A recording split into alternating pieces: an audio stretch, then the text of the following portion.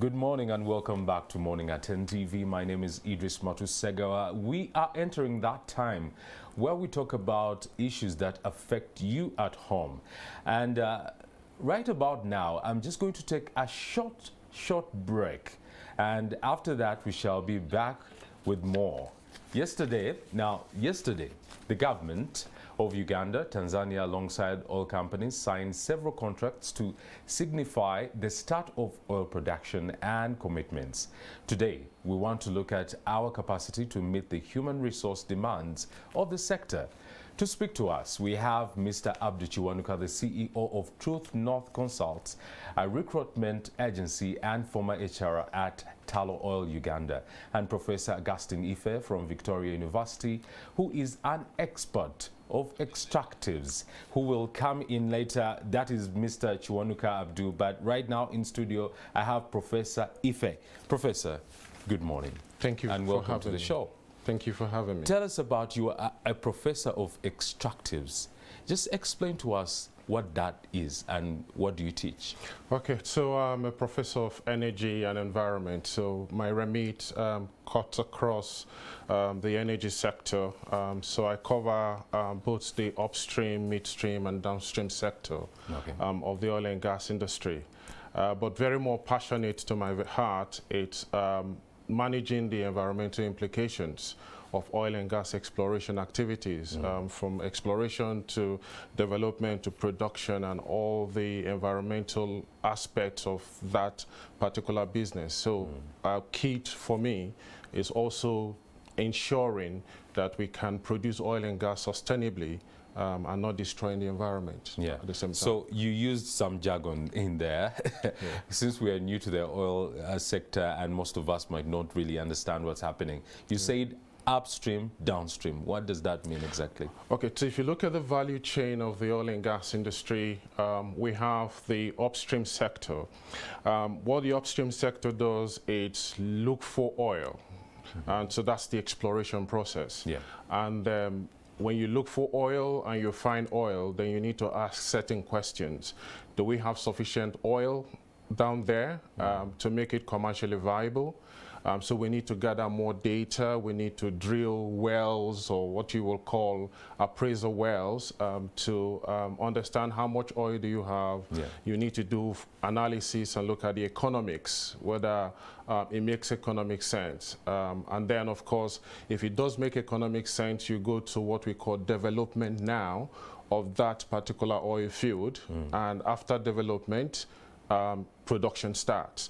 Now, that whole process is the upstream sector. When you produce the oil, you need to move the oil from the point of production to the point of processing, either initial processing or refining. So there's a new set of value chain that moves the oil around, transports the oil around. That's the midstream. And then you take it to the downstream, where you have the refineries or maybe the petrochemical plants, where the crude oil is refined into the products you and I know every day, the kerosenes, the PMS or petrol or the diesel. So that refining process and all of the other petrochemical part, which could even include production of fertilizer and production of petrochemicals, that is the downstream. So upstream, it's about the exploration, development, and production process. The midstream, it's the transportation of the crude. And then the downstream is the refining and the conversion of the crude oil into other products. To what the daily person can consume into their cars, for their factories, Absolutely. etc. Brilliant. It sounds like there are so many opportunities for Ugandans to get jobs. Are we ready? I would say yes, I would say no. It's going to take a while to get fully ready for the industry.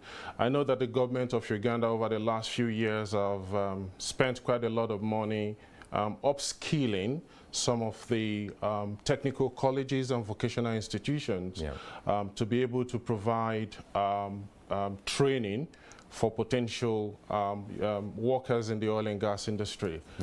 For example, I'm aware like Ugandan Petroleum Institute in Kikumba, UPIC, Chichwamba Technical College, or UTC Chichwamba, These are places that over the last few years have tried to upskill. They've employed the use of international consultants to provide world-class education and world-class certification that will allow Ugandans to be able to be meaningfully engaged and meaningfully employed in the oil and gas industry. The way the industry works, it's a high hazard industry, and because it's very high hazard, you need high level of competency for you to be able to actually work in that industry. So you need international certification. So some of the certifications that some of these new institutions or upgraded institutions are going to provide or are providing now will allow Ugandans. So there have been lots of training. If you look at the talent pool presently, there are over 5,000 people who have already registered in the talent pool who have undergone some kind of training and some kind of certification ready for the industry. But the whole process is probably going to create 160,000 jobs. Some of these will be engineers, some of them will be managers, but 60% of this group of jobs will be mainly technicians and craftsmen. So there's still quite a lot to do in terms of training people, training welders, training electricians, training pipeline fitters to be able to fit into the industry, having the required skill or the competence to be able to fit into the industry. And that's where you come in. Yeah, You've been absolutely. teaching at Victoria University. When did you start there? So I've just resumed at Victoria University as the new Deputy Vice Chancellor. Before now, I've been an oil and gas educator at Coventry University in the United Kingdom and also at University of West of England. Okay. And I have just taken this position, and already Victoria University has worked with Coventry University to develop the UTC Chichwamba curriculum and international certification. So that's where we come in, and there are quite a lot of other opportunities through provision of international certification that will allow Ugandans to be able to take part in the industry. Yeah. When did this start, the course? Are there students that are... Yeah, already there have been some students in, for example, in UTC Chichwamba and UPIC who have actually nearly completed training, and then there is also ongoing training now. So there's quite a lot of opportunity at the moment, and I would say the Ugandans should look out for those opportunities, those courses that are ongoing right now for welders, for electricians, for carpentry trade, and in UPIC there's quite a lot of technical and technician level courses in oil and gas engineering and oil and gas processing that people can go in. And I do assume and I do think there are even some help in terms of bursaries for people to go in. And for people who already have some form of experience, maybe you're already a welder but you don't have the international certification, there are fast routes that within 6 months to 12 months you will get ready. Well, the final investment decision was signed yesterday. Absolutely. And it kicked off what we call the phase of construction, and in 3-4 years we shall be ready to produce. And you've talked about is it the midstream where oil is being transported, and then the upstream for refining? Should me as a professional, probably who's looking to enter the oil sector, should I start the training right now? And how can I position myself so that by 3-4 years, I'm in that position, I have the expertise, I have the experience to actually work in the oil sector in Uganda? Yeah, absolutely. I mean, there are a lot of opportunity for skilled people and even unskilled people to train and get ready and get involved. The oil and gas production process is a long-term business. With the current finds in Uganda, you're talking about another 20 to 30 years of production. At the moment, with the FID signed yesterday, what we're going to get is the development of the fields now to start the production process. So hopefully in another 3 to 4 years, we'll get first oil. Uganda will produce its first oil. And there's going to be that continuous demand for professionals. So yeah, right now it's a good time if you are not already undergoing training to get into the process of being trained and being internationally certified. And the question would be, how long does it take and what does it take for me to get trained? So again, it depends on what you're looking at. So if you're looking to train as an engineer, obviously, if you have a first degree in the sciences and engineering, there are conversion courses, master courses, where you can do an MSc in oil and gas or MSc, MBA in oil and gas management, MSc in oil and gas engineering or petroleum engineering. So that again will prepare you to be able to engage at that particular higher level. Okay. For the technicians, it probably would take you, depending on prior experience, between 6 months and 18 months to get the required training and the required certification at the diploma level to be able to be engaged in that industry. Oh, wow, that's amazing. Well, if you have just joined us, we are talking about the readiness in human resource. Is Uganda ready to actually take the opportunity? Yesterday, the final investment decision was signed, and now opportunities are available for you at home. And in studio, I have a professor who teaches extractives, and that is at Victoria University. And where else? So previously at Coventry University in the United Kingdom and University of West of England, also in the United Kingdom. Perfect, it's your chance. So to get more information on this, just go look out for our social media platforms, that is on YouTube, Facebook, Twitter. Look out for NTV Uganda, or look out for me, Idris Matusegawa, and you should be able to get in touch with some of the amazing guests that we have here today. And also just drop in a question. He might be able to answer you and probably open doors for you. Now, Professor, I'll come back to you. So many people have been very skeptic about oil. Well, we are going to start drilling oil, but there is the concern of the environmental effect this has on a country like ours that we call the Pearl of Africa. We have very good vegetation, very good climate. What are some of the things that we need to look out for? Okay, the production of oil and gas has a lot of its effect in terms of impacting the environment. And practically most activities that we get engaged in will impact the environment. However, there are opportunities to ensure that these activities are well managed. With adequate, proper management, with the right regulatory frameworks in place, which I think on paper we've got it in Uganda. We can ensure that the oil companies are held responsible and ensure also that they are monitored and managed in a way that they do not adversely impact the environment. There might be some impact at some point, but I think it's about ensuring that we have the systems in place to reduce the risk of environmental pollution to as low as is reasonably practicable, and ensure that the environment is not damaged, the local communities where this oil will be produced are not impacted significantly.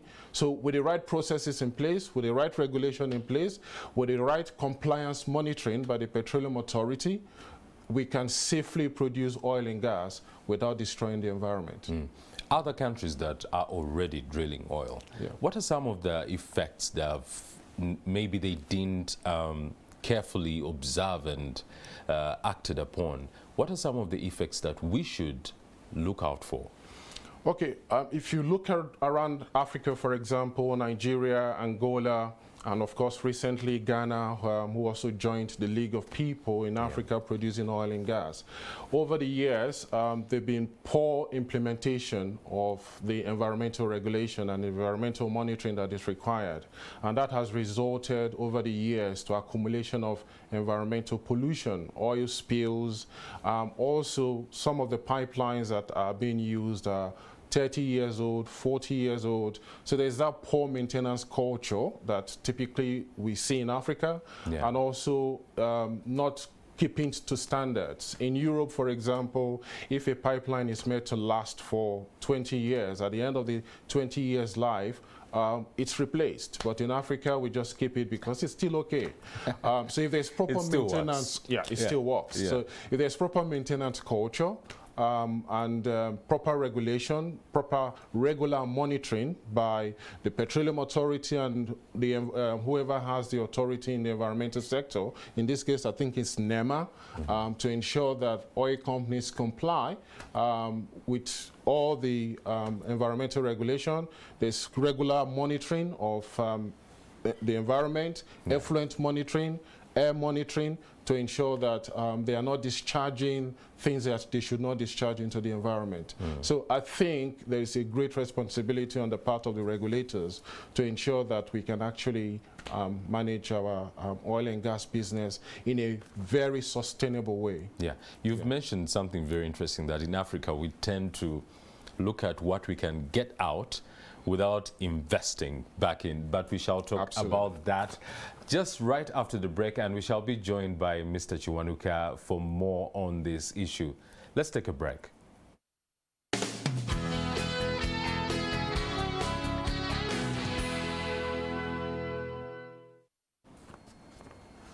Good morning and welcome back to Morning at NTV. My name is Idris Matusegawa, and we are talking about the human resource strategy. Do Ugandans, are we ready? Are we ready for the opportunity of oil? And we have just been joined by Mr. Abdu M. Chiwuka, not Kiwanuka, the Executive Director of True North.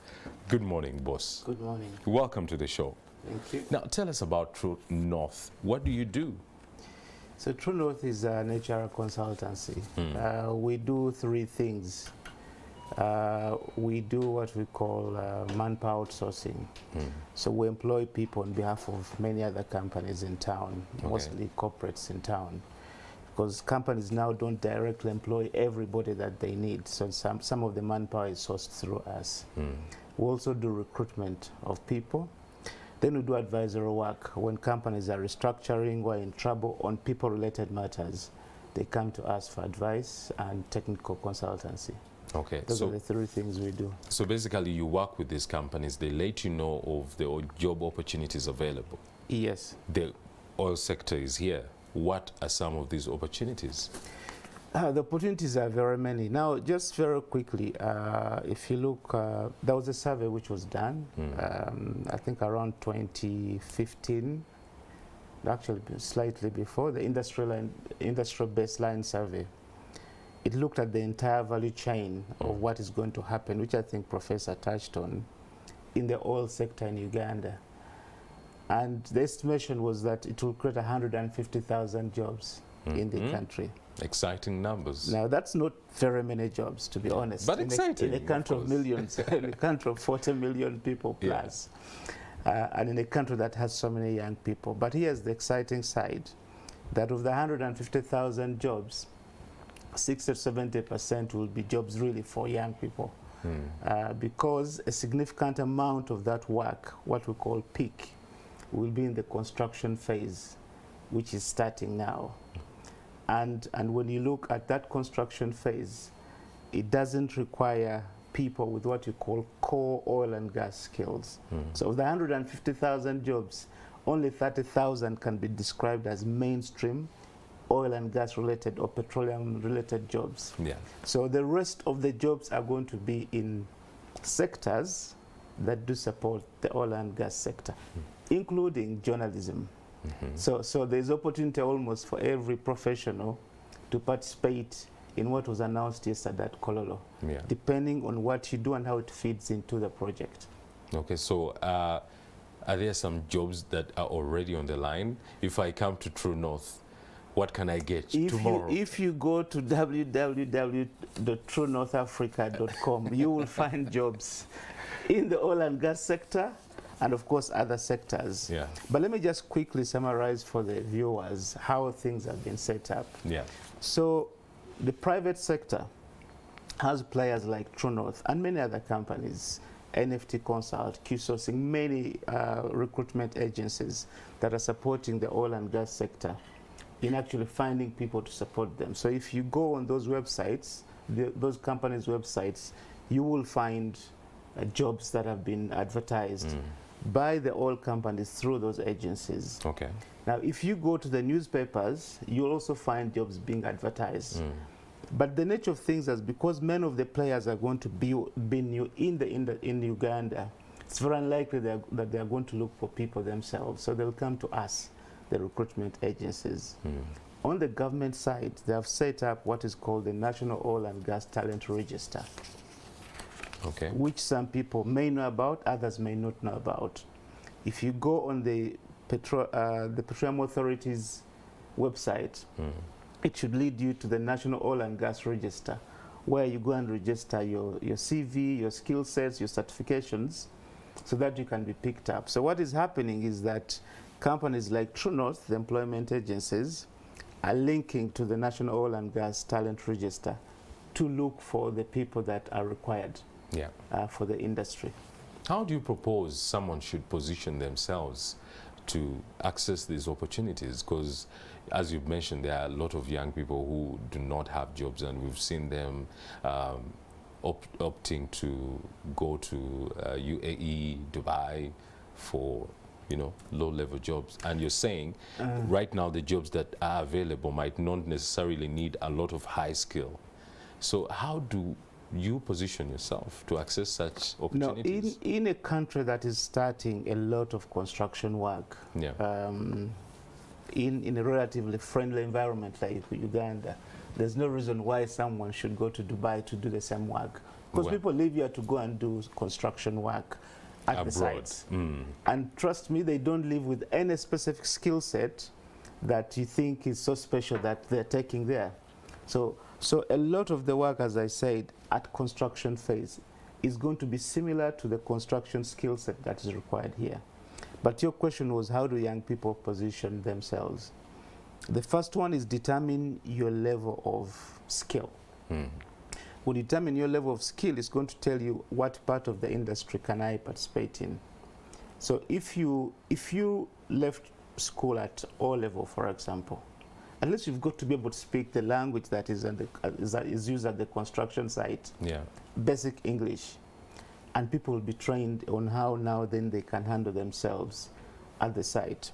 So if you dropped out at O level or A level, then you'll know that you will fall in the category that is called unskilled or semi-skilled, assuming you haven't worked before. So if you've worked before at a construction site for 5 years or 10 years. But I didn't get certification for that. But you didn't get certification. Then you need to go to a college or a training institution which can certify you. Now, I'm not saying that every single job on every site within the oil and gas sector will require certification. There are some jobs where people will be trained for 3 weeks and given basic health and safety, like a porter at a construction site. You don't need to be certified. But if you are going to work as a technician of whatever level, you will need to be certified. Check the certificate you have and then start to ask the employment agencies that I've talked about, is this certificate valid for the work that is coming at this level, which we call unprofessional, semi-professional, then of course professional. So there will be several levels. Now, there's also one other thing. At a higher level, how do you position yourself? This is a value chain that is long. Even when we talk about construction, we're talking about several different projects that are going to be constructed. They're not going to happen in one day. The timeline is 3 to 4 years. It's actually 3 to 5 if you take reality. If you take how long it takes if you put in all these to construct a road, true. Just imagine how it will take you to construct a pipeline from Kabale, and you go through all the way Masakachi, Otera, all the way to the border. It's not going to take 2 years, to be honest. So people still have a lot of time to train up and participate in the industry. But even beyond the construction phase, there will be opportunities. So you cannot say, oh, I don't have a degree in petroleum engineering, I can't participate because the announcement happened yesterday. You can actually go and get a degree today in petroleum engineering and then participate in the industry, because the life cycle is 30 to 40 years. Having said that, I don't want to mislead people that everybody should now go and try and get what we call core oil and gas skills. The core oil and gas skills required for this project, as I said, those are 30,000 jobs. At peak construction, we anticipate about 150,000 jobs. So do you want to participate in the 30 or in the remaining 120? You decide where your skill set is. And Professor, that's when I bring you in. He has talked about the jobs that are available, and the question would be, do we have enough professionals?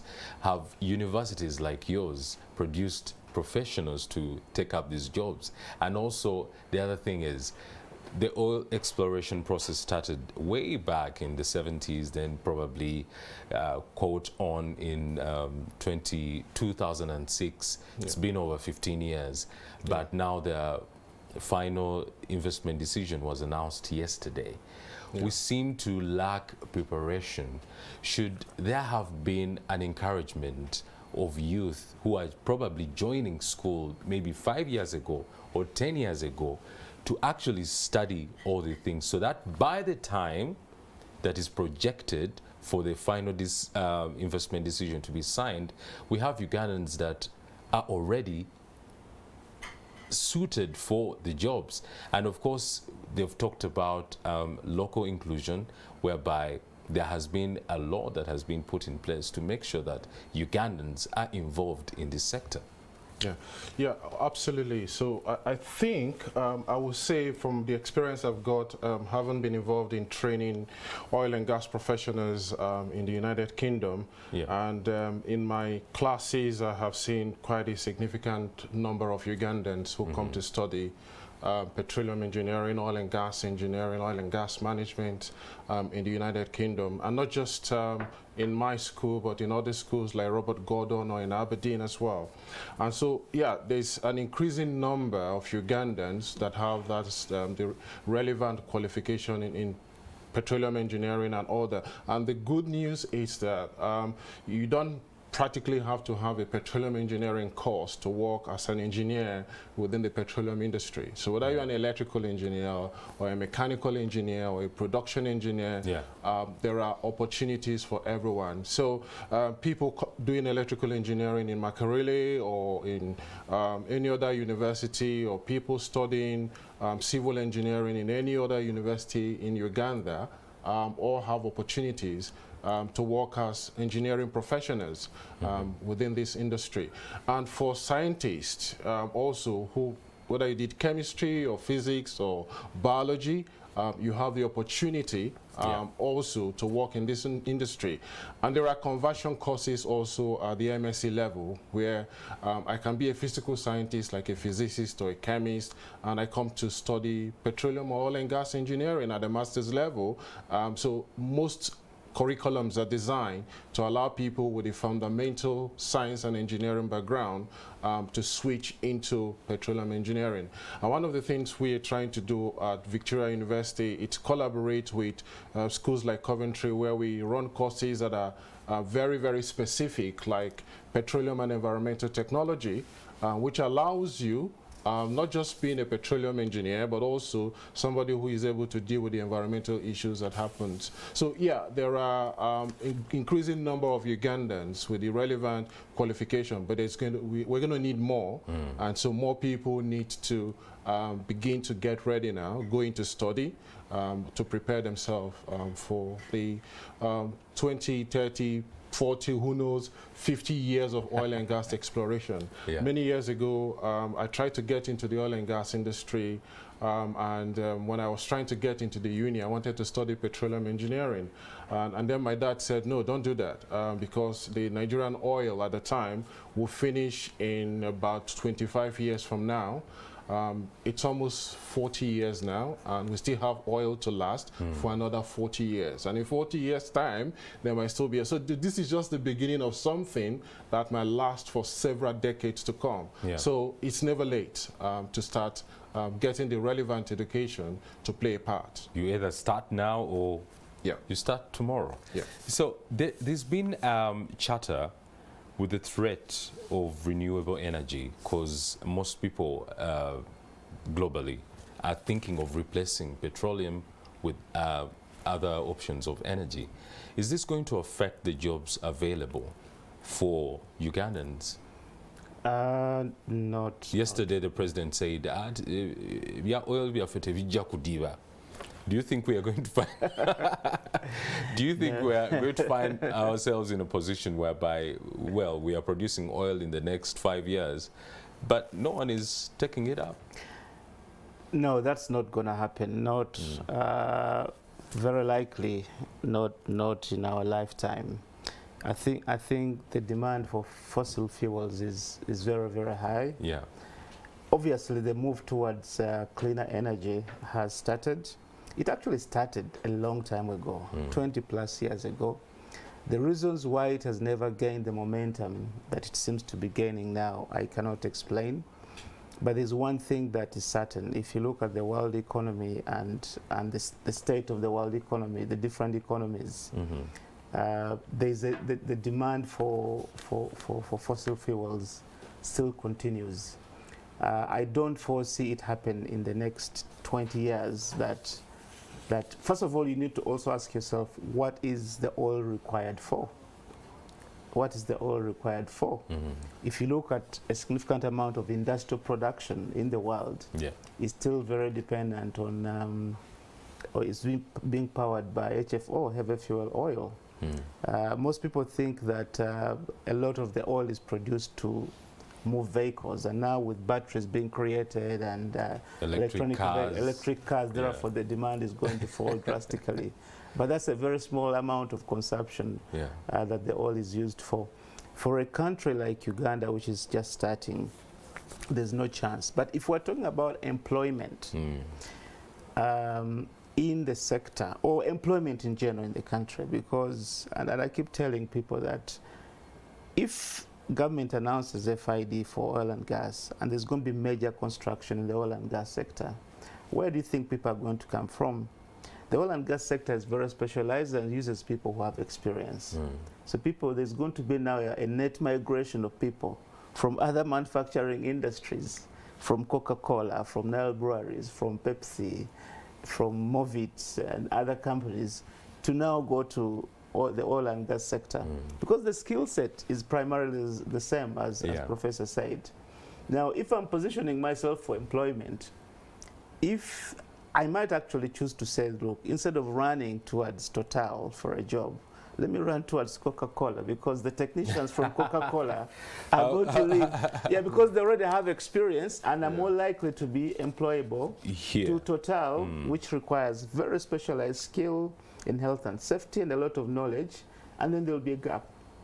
So there's going to be a lot of recycling of professionals. Now, us as recruitment agencies, the immediate task we now have is to get people who are ready today. And we're getting them, and many people already on the ground have started working, but we're getting them from industry. So people need to open their eyes and say, where are the industries that are releasing people to this immediate demand for oil and gas? Can I position there also? Well, it's amusing because, you know, you find yourself in a position that you've talked about recycling. This person is moving from Coca-Cola, joining the oil and gas sector because it's the hot cake right now. Yes. But then I asked something before, and I think we didn't really explain it much better, because I find it not prudent if we know the sector is going to open up. For example, we projected this. It was projected years before. Why aren't we getting people ready so that by the time the demand is there, there's someone ready? Because it's the same thing you're talking about, positioning yourself. But we seem to only wait until when something is announced, then we hurry on to getting into the opportunity that is available. No, that's not entirely true. I've been part of the oil and gas journey for Uganda. I joined the industry in 2008. I was the first head of HR for Tullow Oil. And we recruited so many Ugandans. We even set up a scholarship scheme for Ugandans and took over 40 Ugandans to the UK for training. Now, government of Uganda, to their credit, have taken so many government professionals to actually study petroleum-related studies. And I'm using the word petroleum-related studies deliberately because the value chain is long. If I go and study environmental sciences, it's a related what? Program, because you are going to regulate, the activities of the industry. So we have so many professionals that have trained. The universities opened up courses, but the thing is that you don't learn about work from school. You leave university or college or with knowledge. So we have so many Ugandans who have acquired the knowledge about the industry, but they don't have the skill yet. You acquire the skill from practice. Of course. So this is now the opportunity. The real challenge for the oil companies that are coming is, will they give Ugandans the opportunity to practice, to acquire the skill on the job? That is the real challenge. But in terms of looking for Ugandans that have the knowledge, there are so many. There are so many. There are so many. And as far as the knowledge side of the equation is concerned, we are ready. As far as the skill side of the equation is concerned, in some areas we are ready because people have been practicing in other industries. In other areas, we still need to walk the journey together with the companies that are coming in. So I think for certain skill sets, we're going to be initially net importers of skills for foreign professionals. Ugandans will work alongside them. And then in probably 2-3 years, depending on the type of job, they will leave, and then you'll have Ugandans working. That's how it works.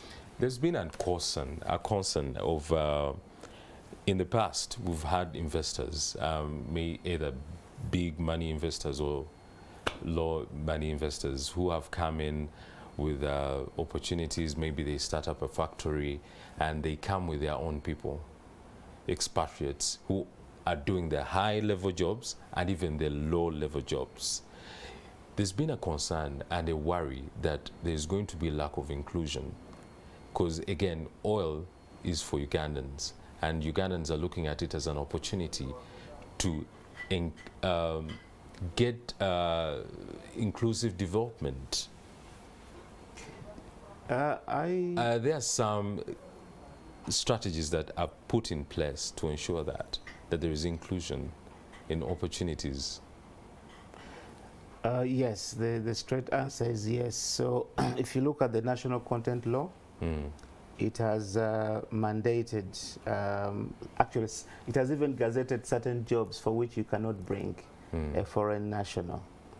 But that said, even the actual process of bringing in a foreign national into Uganda, my company is involved in actually supporting foreign companies if they want to bring foreign workers here. But it's a very rigorous process which requires specific authorization from the Petroleum Authority of Uganda. And what the Petroleum Authority of Uganda does in evaluating whether this job can go to a foreign national is, again, the conversion we're having. They look at the level of skill, they look at the years of experience required. They also evaluate the effort you've invested in looking for a Ugandan to do this job, and they were required to demonstrate sufficiently that you could not find a suitable Ugandan to do this job. That's when they issue a work permit. But even when they issue a work permit, it is coming with conditions that at the end of the 12-month or 24-month or 36-month for that professional, there must be a Ugandan. So usually the oil companies at Tier 1, which are the licensees, and Tier 2, who are the big subcontractors, are all required actually to present what you'd call succession plans for the foreign nationals to the Petroleum Authority for review on an annual basis. And that is the basis for which they are going to be issuing work permits. So I don't see that problem happen to the petroleum industry in Uganda. But there's one thing we also need to remember, that the petroleum industry is a global industry. So as Ugandans acquire the skills, they are also going to move and start to work outside Uganda. Or in the interim, to acquire the skill, people are going to need to probably go and work for these companies in other markets outside the market. Some of us have gone through the experience. So there has to be an openness by Ugandans to tolerate or see foreign nationals here working, with knowing two things: that one, we are going to learn from them the skill they have; two, that when our own people also are ready to now be employed elsewhere, they will go and they will be what? Accommodated. Expatriate somewhere else. They'll become expatriates somewhere. So, yeah. But by and large, I don't think that there's a real threat of exclusion of Ugandans from the sector. I think the Ugandan regulatory regime has been very, very strict on how you bring in foreign nationals, even bringing in foreign companies to participate in the industry. Contracts are being awarded after proving that there are no local entities that can do the work, or at least there's push for collaboration between Ugandan entities and foreign entities under joint ventures. So I think the task for Ugandans that get the opportunity is to acquire the skill as quickly as possible, knowing that they can actually sell that skill somewhere else. Somewhere else, yeah. Now, you mentioned among the trainings that the selected Ugandans that were sponsored by the government to go and study abroad, you mentioned something to do with environmental regulation. And I'll come back to you, Professor. Before the break, we were talking about the environmental effects of drilling oil. And I was looking in the internet, and I saw something like environmental considerations for drilling oil, namely land surface disturbance, the amount of water initially required for hydraulically fracture the well, then disposal of the poor quality water produced with the oil, air pollution, groundwater contamination, oil spills, disruption of wildlife corridors. Yeah.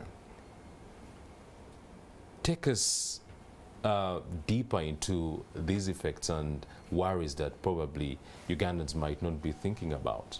Okay, so every activity within the industry, oil industry, or any other industry has got what we call the environmental aspect.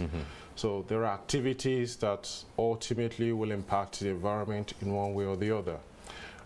The production of oil involves, from development to production, involves lots of water.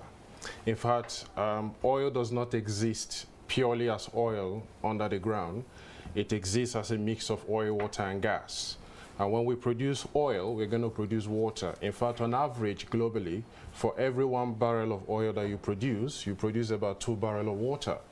Now, that water is highly contaminated with lots of salt, lots of chemicals, and sometimes even what we call naturally occurring radioactive materials, NOM. So the key now is, what do you do with that water? There are places where there is poor practices, where companies would dump that water just anywhere, and that will impact the environment. It will kill fishes in water, it will destroy the forest, and it will have significant environmental impact. But with proper management and proper regulatory compliance, you should be able, the oil companies are required by law to treat that waste until it is safe for disposal, and properly disposed in a way that it does not ultimately impact the environment. So the activities within the oil and gas industry, even in downstream in refining, for example, you also produce lots of water that is polluted. And again, what do you do with that water? If it's properly treated, like it's done in the West, using global best practices, then you can safely dispose all of this. Now, there are other effects or impacts that the oil and gas industry will have on the environment. Take, for example, you're going to build both local pipelines within Uganda, from the production facilities to either the refinery, and of course the export pipeline through various districts to the sea in Tanzania. You're going to disrupt biodiversity, wildlife. In the laws that governs the exploration process, it is often stipulated that as part of getting your permission in the environmental impact assessment that has been done, is that at the end of the production process, you will return those places to as close as you found them. So again, it now comes down to the regulator ensuring that these things are complied with. So as long as the regulator is doing his job, NEMA, who will oversee the environmental implications of what the oil and gas industry is doing their job, then we can reduce all of this environmental impact to as low as is reasonably practicable without causing any significant effect. Well, thank you so much. Right about now, we are just going to take a short break, but we shall be back to talk more on the issue and probably conclude it.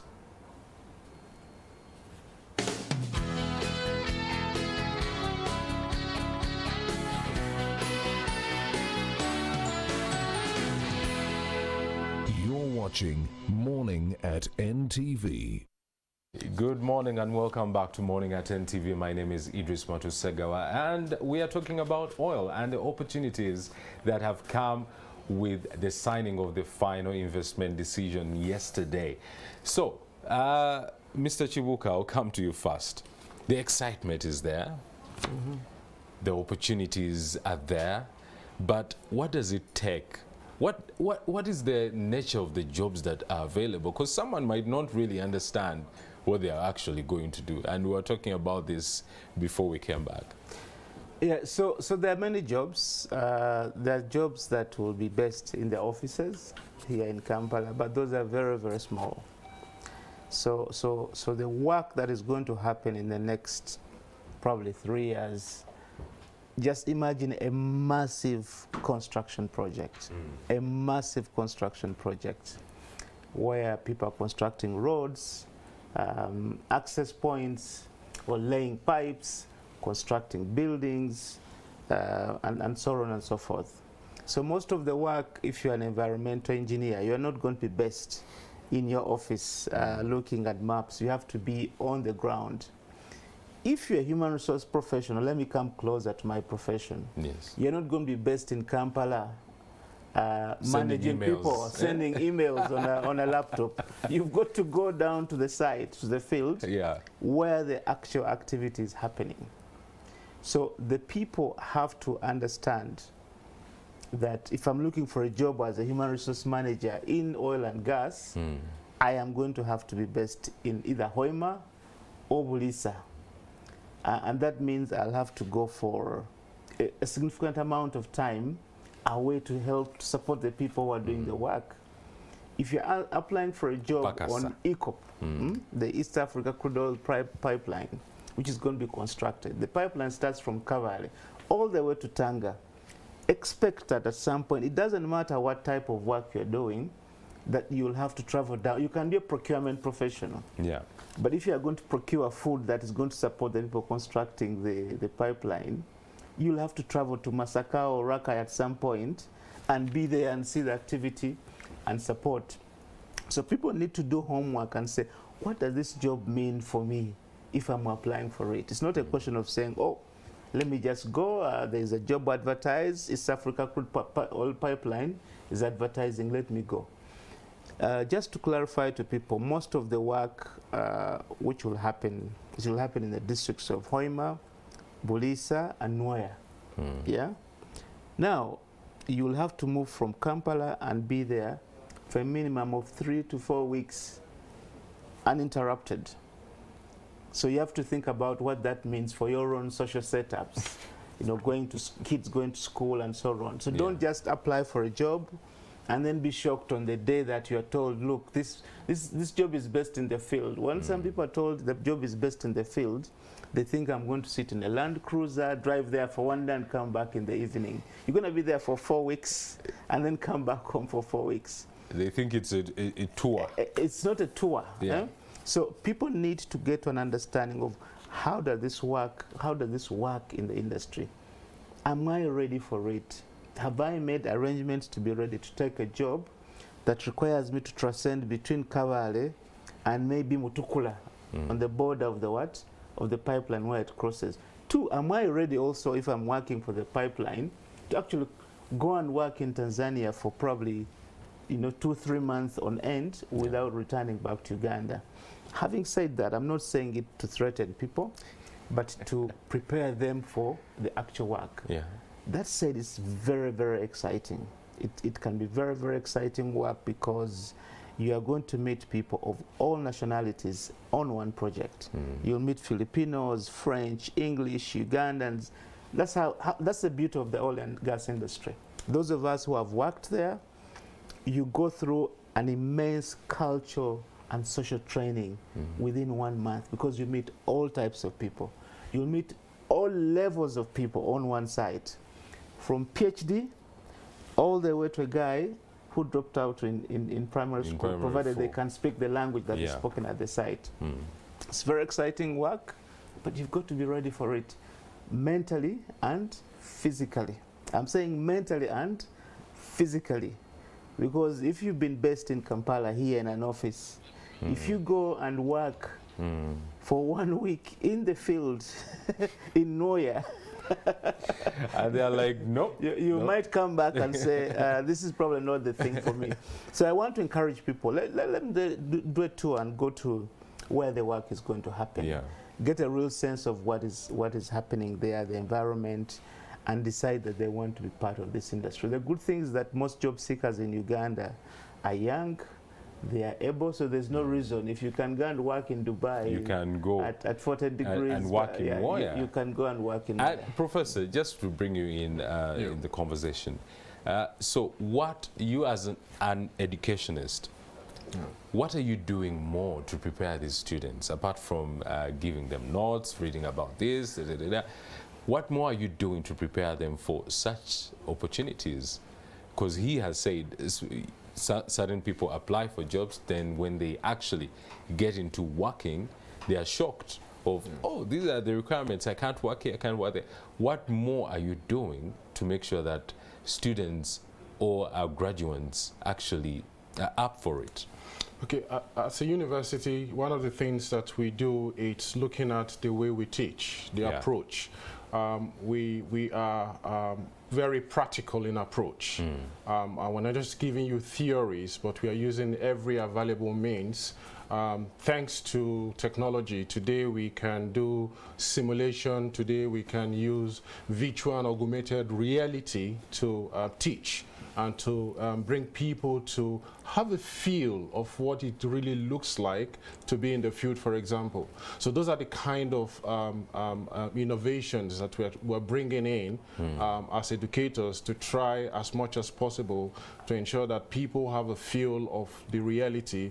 And also, I'm an educator who is not a fan of exams. I'm a fan of people getting work done. So the kind of things we give students to do are coursework that makes them to innovate, to think, and to not just memorize things, but actually know how to apply it. For example, know how to drill a well, know what are those safety precautions that I need to take to prevent a blowout.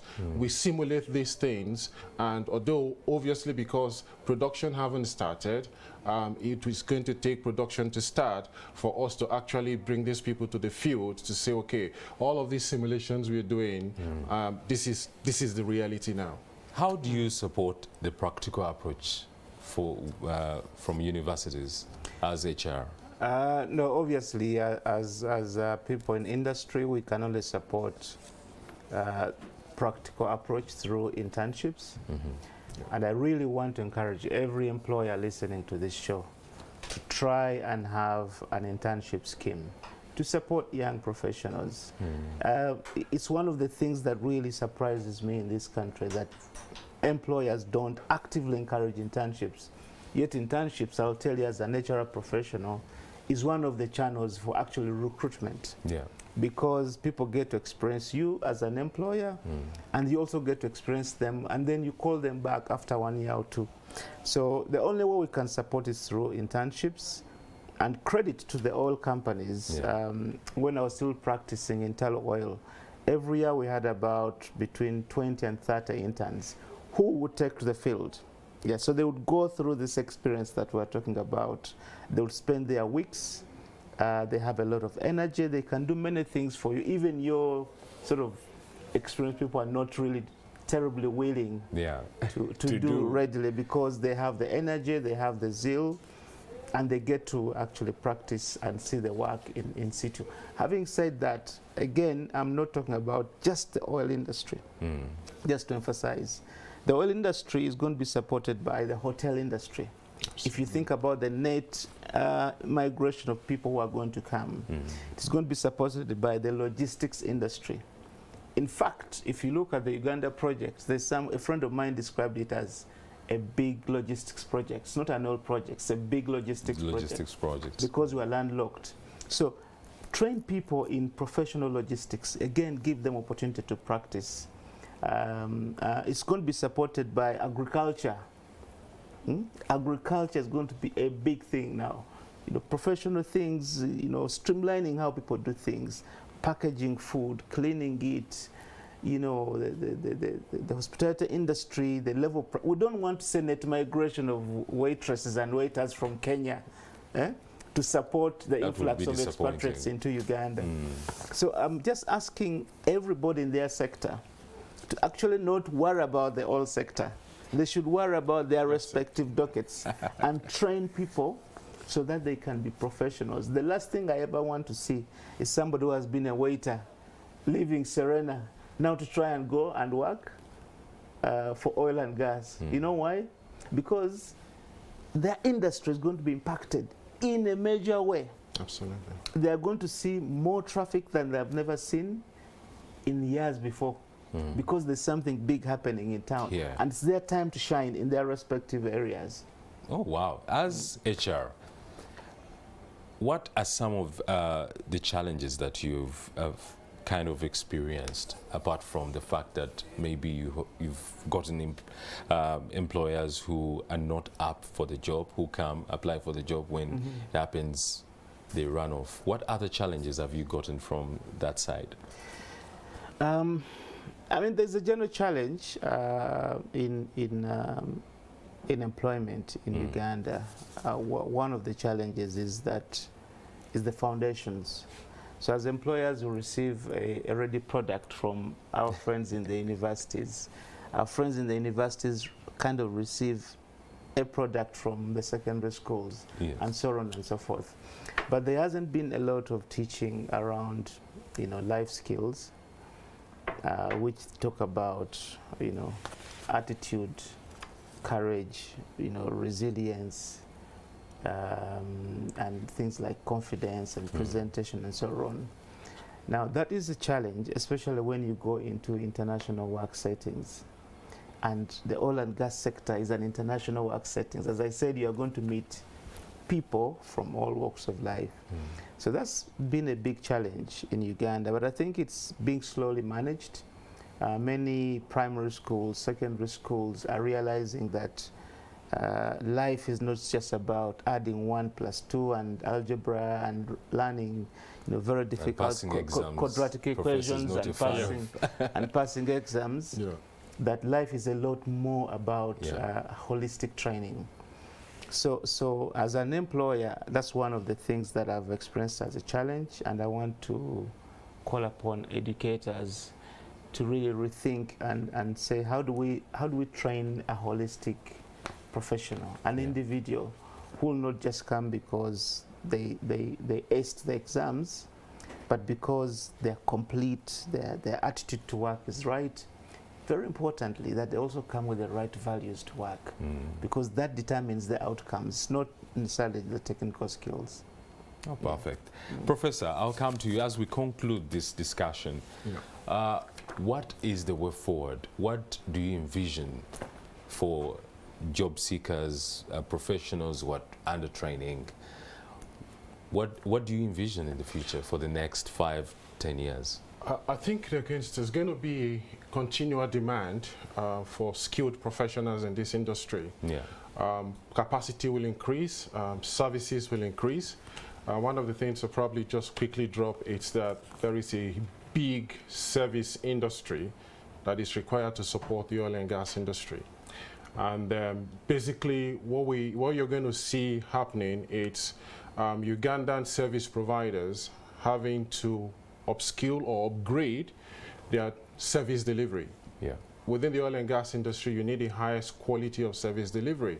So whether you are a caterer, whether you are a logistics person, or whether you're a security outfit, you need the highest level of quality delivery, which means that as a company, there's going to be a demand from the oil companies, from the operator, and the other bigger oil companies that will provide services, that if you're going to provide service for us, you need to speak the same language as us.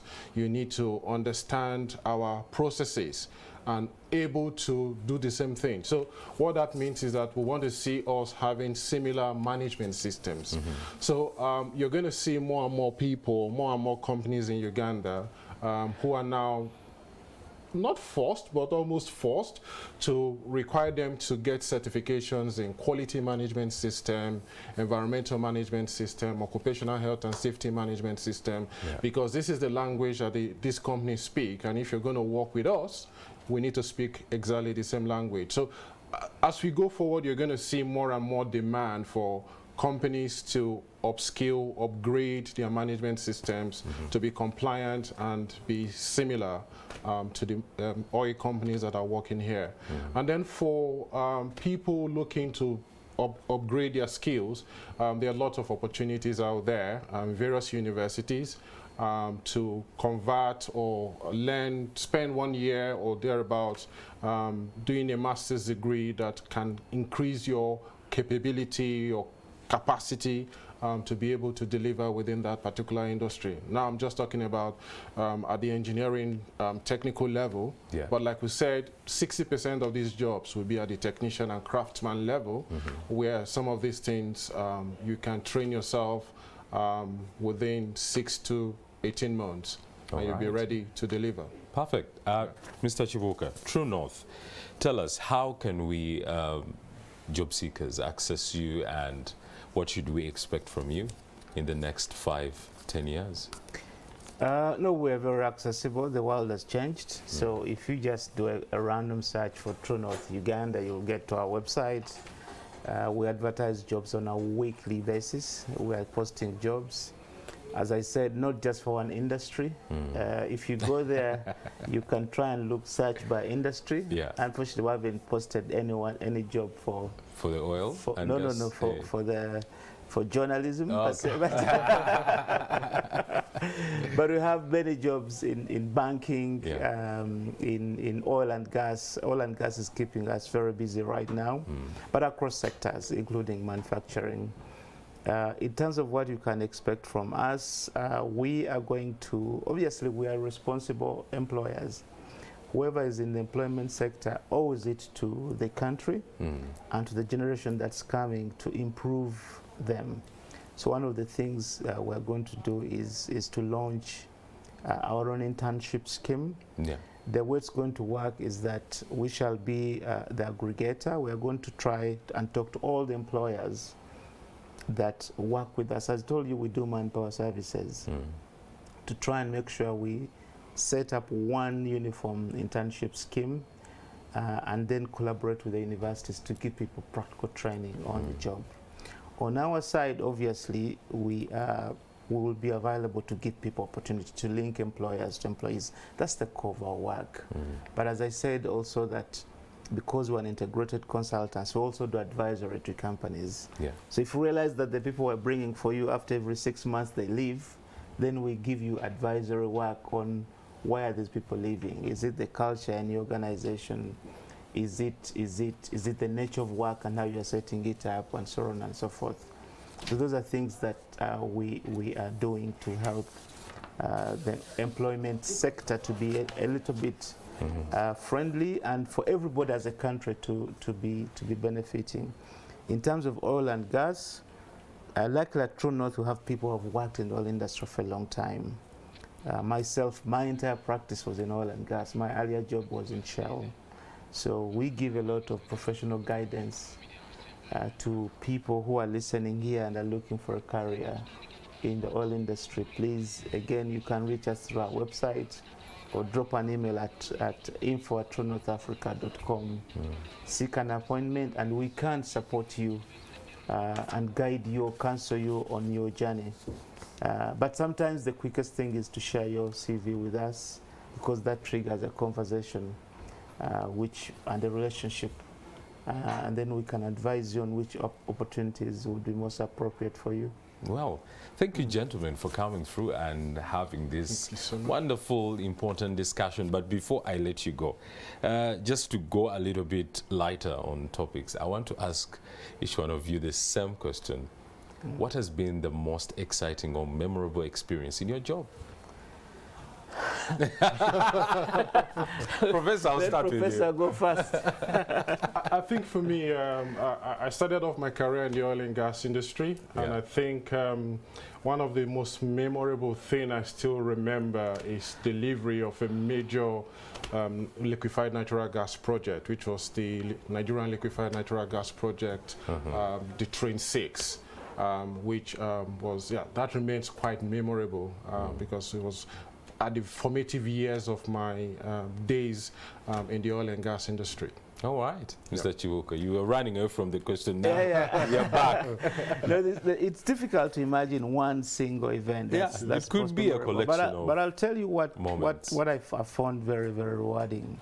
And in personal conversations with friends, I tell them I've been extremely lucky as an individual, because I've done jobs where I've touched people's lives in a very positive way. But I'll tell you what makes me really, really proud. So when I finished my degree in the UK and came back here to start practicing Shell, I used to run a graduate scheme. So what we're talking about, we used to hire fresh graduates from many universities, mostly Makerere, and I used to be the one now doing the graduate recruitment for Shell. And we trained young people and hired them. Fast forward, then I moved to Tullow Oil, and I was the first head of HR there. There were no people in the industry. So I was part of the first recruitment of young professionals into the industry. Oh, wow. And I worked with the rest of my friends. We started a scholarship scheme. We brought young people, professionals. As we speak, I look back now in the industry, the people that we hired into the industry. Some of them, in fact, one of them last week was announced as a board member. Oh, wow, amazing. For the Petroleum Authority. You must feel like a parent. For the record, yes. A friend of mine, Adrian Bukenya, and many others. If I look at the directors in companies like Uganda National Oil Company, many people working for the Petroleum Authority, many of the senior project managers now in Total were hired not by me, but through me, because I was the head of HR. So I look back and feel extremely proud when I look at all these friends in big jobs in the oil and gas sector, and I feel like I was part of their journey into the industry, and now I see them playing at a very, very big level. So a significant number of people who were at Kololo yesterday for the launch. All passed through your hands. Well, they were touched by my hand. That's one of the things that make me really proud. I think it's the same feeling that a professor like yourself could feel, because you teach a lot of students. Of course, absolutely. I think one of the biggest joy for a teacher is when you go out there and you see your students doing well everywhere across the field. I travel a lot, and I have my students in various oil companies around the world, Total, Shell, CNOC, even in the Petroleum Authority here in Uganda. And when you see them on TV, or you see them write an article on papers about the petroleum industry, of course, that's the joy of a teacher, to see your students doing well. Amazing. And because it's the morning show, and mornings are productive hours, one last advice or something that can inspire the viewers.